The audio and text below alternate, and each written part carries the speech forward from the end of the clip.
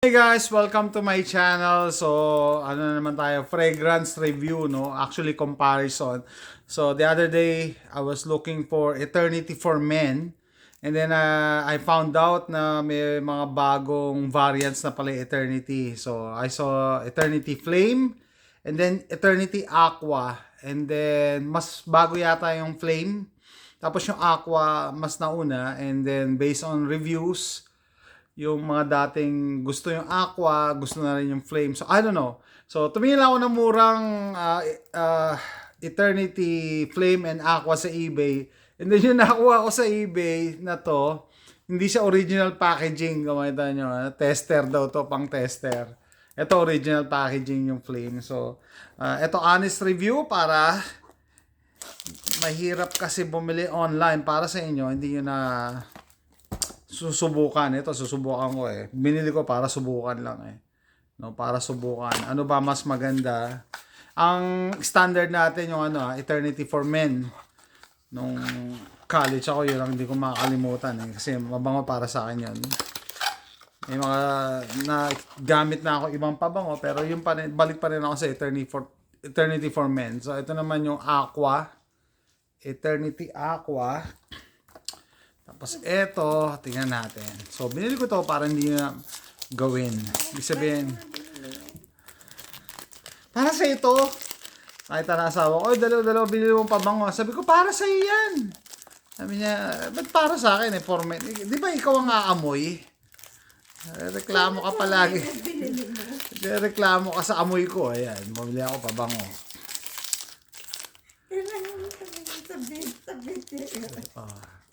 Kailangan mo ng pabango o kailangan ko lang maligo? Baka kailangan ko lang maligo. Pero bumili na ako ng pabango. Just in case. Oh, kaya nga. Just in case. Tsaka mag-deodorant, no? Pero, para sa iyo nga to. Hindi ka magreklamo. Oh, yeah. Ito yung bago ng Eternity. Huwag ka na kumontra. Ikaw ang aamoy eh. Hindi naman ako. Ayan. Yeah, so, yan. Sa Amazon, mahal nito eh. $50, $50. Pero original price daw, $75. Pero sa eBay, nakuha ko lang siya ng $26. Ito, ganun din. Tapos, mas mura nga dahil tester lang yung box, $24. So, sabi ko, titignan ko lang naman eh. So, moment of truth. Ano unahin natin? Unahin natin yung yung Aqua. Aqua unahin natin kasi mas nauna to eh. Okay. Mabango siya. Pero mas ano siya mas light siya. Mas lighter yung amoy niya. Hindi ganun katapang katulad ng Eternity for Men. Hindi, yung Lamborghini. Hindi, mas light yung Lamborghini eh. Eto. Okay. Light din siya. Hindi siya Eternity. Ano siya, para sa akin, ano ba yung spray ko? Ito ba yun, yung Aqua? Aqua ba yung spray ko? Forgettable. Forgettable siya. Ibig sabihin, hindi siya distinct na, uy, pag naamoy yan, Eternity yan. Parang forgettable, Aqua.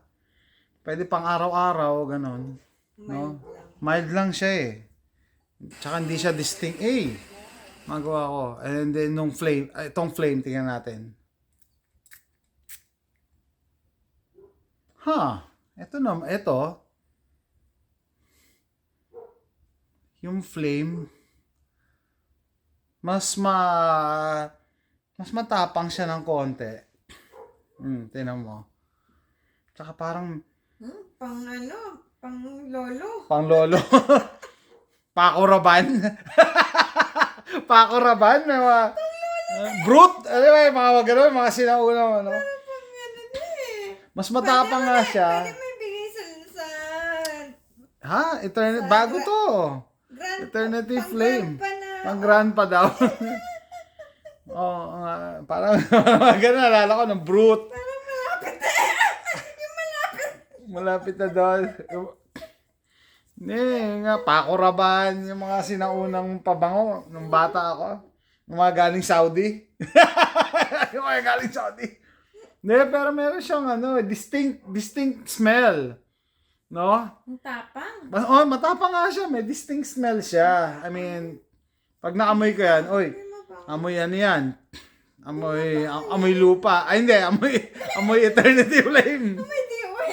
Amoy DOM yan. Amoy DOM. Tama, no? Pwede pang amoy ano nga to? Pang DOM nga to. Parang Pang amoy DOM nga. Pang DOM. Naamoy ka. Pero at least distinct ka. Meron siyang characteristic na pag may namoy mo, uy, teka, amoy DOM yun ah. Lilingunin mo talaga. Ito kasing isa, yung aqua, light. Parang amoy pang sugar daddy. Pwede mo siya pang araw-araw. Ito, pang DOM, no? Pang mag-spray ka, tapos maghahanap ka ng scholar. Maghahanap ka ng scholar, pag may naamoy, uy, ano yan ah? Sponsor. Pag naamoy ka, akala nila sponsor ka. No? Sponsor ka ng ano. Ano ka? Wow.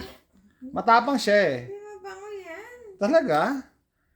Okay lang. Parang may konting fruity, di ba? Parang, Hindi. di ba fruity? Hindi. Pang matanda. O amoy lupa. Hindi naman siya ganun. Basta, Malapit na. malapit na mag-apoy lupa. Hindi. Ayun ang misis ko, amoy matanda daw. Hindi, ano siya. To be honest, para siyang elegant, ang dating, no? Parang social. Elegant po.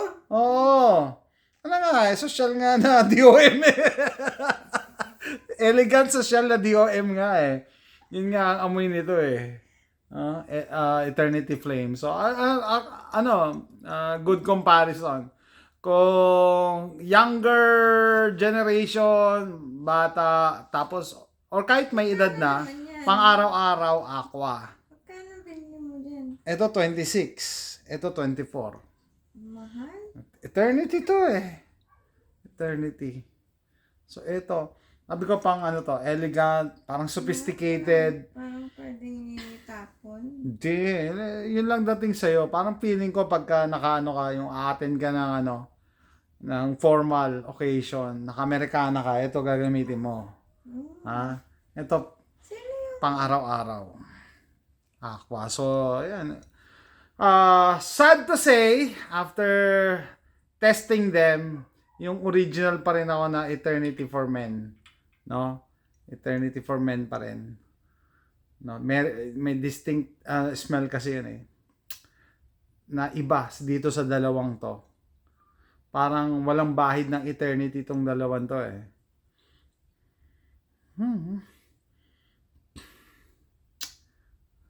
Ayaw ng misis ko dito sa flame pero parang mas gusto ko siya.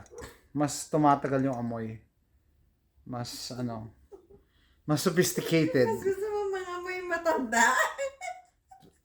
Totally, wala tong eh. Anyway, yan. Quick video lang, no? Comparison, Eternity for Men Flame at saka Eternity for Men Aqua. Yan. It's up to you kung ano pipiliin nyo, no? Eternity. Ako, personally, yung original na Eternity for Men. So, that's it guys. Thanks for watching. Bye.